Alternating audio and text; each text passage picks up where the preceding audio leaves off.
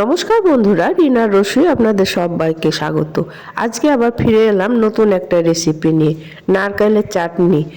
ধোসা বা ইডলির সাথে এই নারকেলের চাটনি খেতে অপূর্ব লাগে। তাহলে চলুন দেখে নেওয়া যাক কীভাবে নারকেলের চাটনি বানাই। ভিডিওটি প্রথম থেকে শেষ অবধি দেখার অনুরোধ রইল। এখানে একটা কড়াই বসিয়ে দিয়েছি, তার মধ্যে কিছু বাদাম নিয়ে নিলাম। বাদামটা ভালো করে ভেজে এগুলোকে আমি তুলে রেখে দেবো। বাদামটা ভাজা হয়ে গেছে, এবার অন্য একটা পাত্রে তুলে রেখে দিচ্ছি।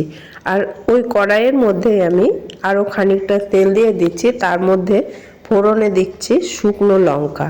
শুকনো লঙ্কাটা একটু ভেজে নিয়ে এখানে আমি নিয়েছি 2 চামচ মতো ছোলার ডাল। ডালটা খুব ভালোভাবে ধুয়ে নিয়েছি।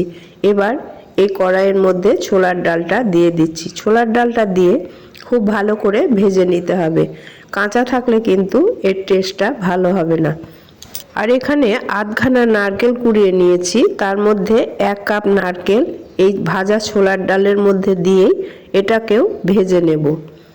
আপনারা ইডলি ধোসা অনেকেই বানান, নারকেলের চাটনিও বানান, তবে আমি এইভাবে বানালাম, করে দেখবেন, খেতে অপূর্বই লাগে।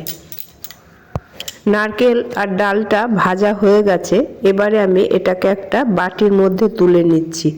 বাটির মধ্যে তুলে নেওয়ার পরে আমি এর মধ্যে কিছুটা জল দিয়ে রাখবো, ঠান্ডা জল, কারণ ছোলার ডালটা একটু শক্ত, ওটাকে ভিজে নেওয়ার জন্য 10 থেকে 15 মিনিট আমি রেখে দেব। তারপরে মিক্সিং জারে এটাকে পেস্ট করে নেব। এবারে খানিকটা তেঁতুল নিয়ে আমি একটা বাটির মধ্যে ধুয়ে ভিজিয়ে রাখছি, কারণ এই তেঁতুল জলটা এই চাটনিতে লাগবে।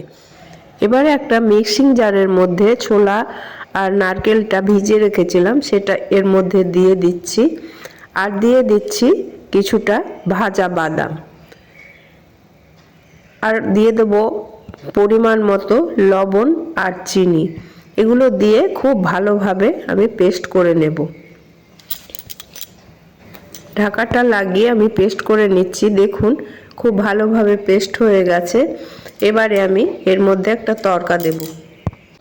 গ্যাসের মধ্যে একটা কড়াই বসিয়ে দিয়েছি, তার মধ্যে দিয়ে দিচ্ছি 1 চামচ সর্ষের তেল, একটা শুকনো লঙ্কা, 1 চামচ কালো সর্ষে আর কয়েকটা কারি পাতা। আমার এই রেসিপিটি আপনাদের কেমন লাগলো অবশ্যই জানাবেন। ভালো লাগলে একটা লাইক, কমেন্ট ও শেয়ার করে দেবেন। আমার চ্যানেলটিকে যারা সাবস্ক্রাইব করেছেন তাদেরকে অসংখ্য ধন্যবাদ। আর আমার চ্যানেলে যারা নতুন তাদের কাছে অনুরোধ, আমার এই ছোট্ট চ্যানেলটিকে সাবস্ক্রাইব করে আমার পাশে থাকার জন্য। পাশে থাকা বেল আইকনটা অবশ্যই অন করে রাখতে ভুলবেন না, কারণ আমি যে সব নিত্য নতুন ভিডিও আপলোড করব তার নোটিফিকেশন সবার আগে পাওয়ার জন্য। আজ তাহলে এখানেই শেষ করছি। আবার আপনাদের সামনে হাজির হব নিত্য নতুন রেসিপি নিয়ে। আপনারা ভালো থাকবেন, সুস্থ থাকবেন, আমার পাশে থাকবেন। ধন্যবাদ।